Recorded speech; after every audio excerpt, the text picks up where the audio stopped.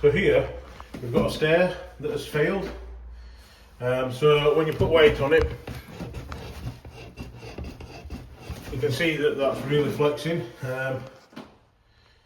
So I'm really concerned that that's going to fail. It's got cracks here, cracks there, and I think it's gradually got worse during the refurb. So what I'm going to do, I'm going to cut it across there. It's all loose anyway. And basically take it out and get some timbers underneath it to support it. So we'll see how we get on with that. Right, so now I've got the tread out, I can actually see what's going on.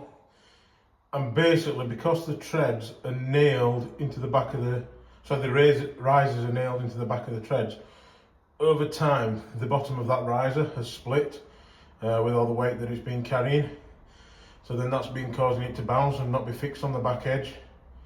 So I think what I will do is I will fix something to the back of that riser and then get a timber all the way across to support the tread and basically build up a framework so that everything's supported.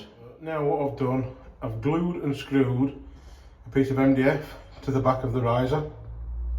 So now in front of that I'll screw and glue probably another piece of MDF because for some reason, and I suspect it's from the glue blocks, there's a load of nails sticking down in the way, so I can't get my timber right up to the riser.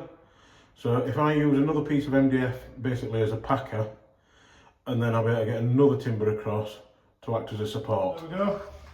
So I've got the 3x2 down there that's all hung, and then I've got all this MDF support underneath, screwed, glued, screwed into the face there. So this will now be really solid. It's never easy doing these kind of jobs because these staircases are built from underneath, and obviously I'm trying to repair it from top, which is not how they're built. So there's always a bit of a little bit of bodging, let's say, to try and get it sorted, but the alternative to do it in the correct way would be to completely disassemble it but from underneath, which I'm not doing. So there we go, all back together, screwed and glued, and that is now really solid. It's not moving it at all, so I'm really happy with that. And now here on the tread below is an alternative method of repair that was done 20 years ago, and it's held strong.